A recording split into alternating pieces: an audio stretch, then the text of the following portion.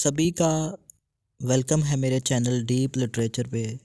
तो दोस्तों आज हम लिंग्विस्टिक्स को कवर करने जा रहे हैं और आज बहुत ही आसान लैंग्वेज में आपको लिंग्विस्टिक और इसकी ब्रांचेस को हम डिस्कस करेंगे दोस्तों। और उम्मीद है आपको इसकी समझ आएगी। तो टाइम को वेस्ट किए बगैर चलिए शुरू करते हैं।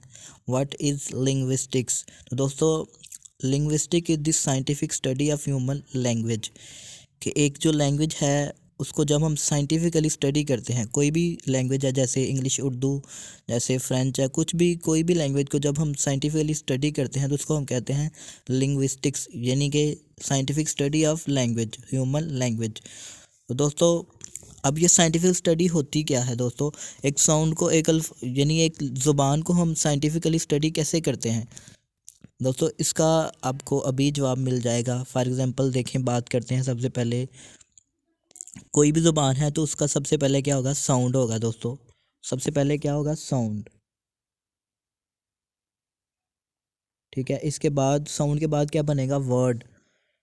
साउंड के बाद बनेगा वर्ड, यानी एक साउंड के बाद वर्ड। ठीक है, और इसके बाद क्या बनेगा दोस्तों? सेंटेंस।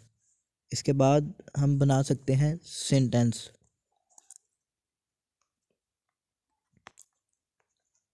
इसके बाद सेंटेंस। और दोस्तों इन सेंटेंस को जब हम अपने अल्फाज में यूज़ करते हैं तो ये क्या हुआ? एक साइंटिफिकली स्टडी हुई लैंग्वेज की। सबसे पहले साउंड, वर्ड और सेंटेंसेस, और इसके बाद हम इनको यूज़ करते हैं दोस्तों। तो ये क्या हुआ? एक साइंटिफिकली स्टडी हुई लैंग्वेज की। जैसे इसकी ब्रांचेस को हम डिस्कस करते हैं तो सबसे पहले ब्रांच आती है हमारे पास फोनेटिक्स। इंग्लिश के अंदर जो इसकी जो फर्स्ट ब्रांच है वो है phonetics, the scientifically study of sound in language. तो दोस्तों साउंड की जब हम साइंटिफिकली स्टडी करते हैं तो उसको क्या कहते हैं? हम फोनेटिक्स बोलते हैं दोस्तों इंग्लिश के अंदर। जैसे ये मैंने आपके सामने एग्जांपल से इनको समझते हैं दोस्तों। जैसे ये वर्ड है बीट। बीट का मतलब मारना, ठीक है।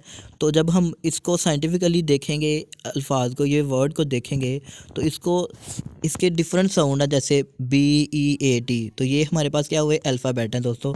ये BEAT अल्फ़ाबेट। लेकिन इन अल्फ़ाबेट को भी ज़ाहिर करने के लिए हमारे पास साइन है। जैसे ये आपको नज़र आ रहे हैं दोस्तों।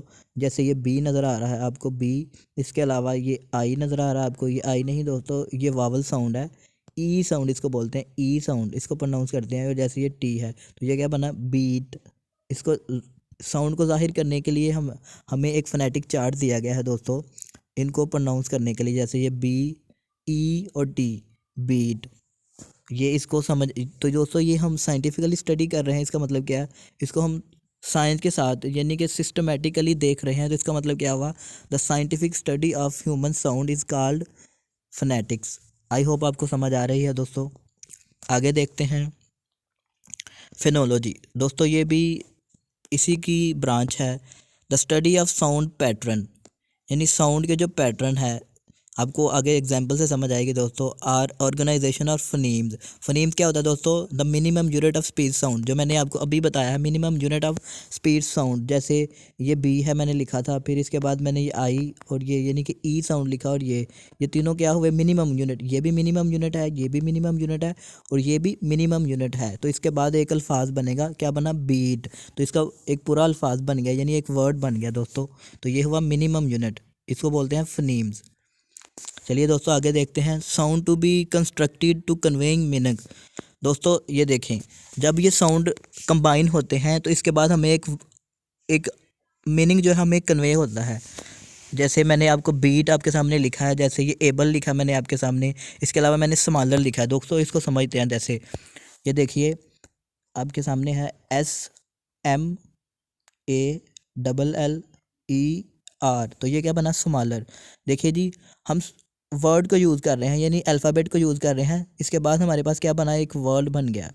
ये देखें, ये सारे क्या हुए हैं? ये सारे मिलके एक वर्ड बना रहे हैं जिससे हमें मैसेज कन्वे हो रहा है, स्मॉलर, छोटा। ठीक है दोस्तों, आई होप आपको समझ आ रही है। Sound to be constructed to conveying meanings. ये देखें SMALLER, तो क्या बना? स्मॉलर। तो इसका मतलब हमें समझ आ रही है, ये एक वर्ड है जिसका मतलब है छोटा। तो the study of sound pattern, तो हम इन सभी के साउंड को मिला के एक वर्ड बनाते हैं दोस्तों, इसको हम बोलते हैं फिनोलॉजी। आई होप आपको समझ आ रही है। Syntax. The study of formation and structure of sentences. दोस्तों इसमें हम सेंटेंस बनाते हैं और इसके बाद इसके स्ट्रक्चर की बात करते हैं। जैसे आपके सामने ये एग्जांपल आपको नज़र आ रही है, ही इज़ अ बॉय। दोस्तों ही इज़ अ बॉय, तो दोस्तों ये हमें समझ आ रही है, ये स्ट्रक्चरली बिल्कुल ठीक है। स्ट्रक्चर के लिहाज से ये सेंटेंस बिल्कुल ठीक है, हमें मैसेज कन्वे कर रहा है कि वो एक लड़का है। जैसे जैसे मैंने आगे लिखा हुआ है, बॉय इज़ ही, तो दोस्तों ये हमें कोई स्ट्रक्चर की बात नहीं कर रहा। तो लेकिन हम सेंटेंस के अंदर क्या देखते हैं, सिंटैक्स के अंदर हम देखते हैं the study of formation and structure of sentences. तो हम सेंटेंसेस के स्ट्रक्चर की बात करते हैं। जैसे मैं कहूँ ही इज़ गोइंग टू बाज़ार, ओके, तो मैं अगर बोलूँ बाज़ार इज़ ही गोइंग, तो ये कोई सेंटेंस नहीं बन रहा दोस्तों। आई होप आपको समझ आ रही है। आगे देखते हैं सिमेंटिक्स। तो दोस्तों ये बिल्कुल इजी है, द स्टडी ऑफ मीनिंग्स। जब हम मीनिंग्स की स्टडी करते हैं दोस्तों, इसके अंदर हम मीनिंग की स्टडी करते हैं कि एक वर्ड को हम कैसे कैसे समझते हैं। जैसे कोई वर्ड हमारे कल्चर के अंदर, जैसे हमारे कल्चर के अंदर वर्ड है डोंकी दोस्तों, तो उसको हम क्या कहेंगे कि वो एक, फॉर एग्जांपल इसको क्या बोला जाता है कि किसी इंसान को भी अगर हम डोंकी बोलते हैं, इसका मतलब क्या है कि वो जाहिल है। तो इसके कॉन्टेक्चुअल मीनिंग आ जाते हैं दोस्तों। इसके अलावा हमारे पास कल्चर मीनिंग आ जाते हैं, इसके ऊपर हम बाद में डिस्कस करेंगे दोस्तों। बेसिकली अगर आप इसको अभी आप यही समझे द स्टडी ऑफ मीनिंग्स, तो मीनिंग की स्टडी करते हैं हम सेमेंटिक्स के अंदर। इसके बाद morphology, the study of the formation of words. तो दोस्तों फॉर्मेशन ऑफ वर्ड की स्टडी करते हैं हम, एक वर्ड बनता कैसे है। फॉर एग्जांपल ये देखें, मैंने यहाँ पे वर्ड लिखा हुआ है टेबल, तो टेबल टी मिलेगा, ए मिलेगा, बी, इसके बाद एल ई, तो ये एक वर्ड बन गया फॉर्मेशन ऑफ वर्ड। ये टी मिला, ये ए मिला, ये बी, ये एल और ई, टेबल, तो एक पूरा वर्ड बन गया हमारे पास। फॉर्मेशन ऑफ वर्ड्स की स्टडी करते हैं हम, एक वर्ड बनता कैसे है, अल्फ़ाबेट को मिलाते हैं तो एक वर्ड बनता है। समझ आ गई दोस्तों, आई होप आपको समझ आ चुकी है। इसके बाद हम देखते हैं the study of use of language, pragmatics, the study of use of language. Pragmatics क्या होता है दोस्तों कि हम जो लैंग्वेज का यूज़ है उसको बोलते हैं हम। फॉर एग्जांपल अगर मैं आपको समझाना चाहूँ, the study of the use of language, कि हम सोसाइटी के अंदर अपनी लैंग्वेज को बोलते कैसे हैं, ठीक है। इसके अलावा साइको लिंग्विस्टिक्स, ये भी सेम में आता है दोस्तों। जैसे the study of language and society, यानी हम लैंग्वेज और सोसाइटी की दोनों की बात करते हैं इसके अंदर। साइको लिंग्विस्टिक के अंदर society plus language, language plus society. I hope आपको समझ आ रही है। Stylistic, the study of language and literature. देखें जी दोस्तों, इसको हम समझते हैं stylistic, the study of language. तो स्टडी लैंग्वेज की स्टडी तो हम करेंगे और साथ इसमें लिटरेचर की स्टडी करते हैं। जैसे जो राइटर हैं हमारे, वो सिमिली यूज़ करते हैं, मेटाफर यूज़ करते हैं, तो वो सारा कुछ इसमें आता है। स्टडी स्टाइलिस्टिक स्टडी कहलाता है वो दोस्तों। इसके अलावा psycho linguistic, the study of language and mind, कि हमारे माइंड में ये लैंग्वेज कैसे, हम कैसे वर्ड को परसीव करते हैं, हम वर्ड को कैसे प्रोनाउंस करते हैं, कैसे हम उसके मीनिंग को जान लेते हैं, तो ये सारा कुछ किसके अंदर आता है, साइको लिंग्विस्टिक के अंदर।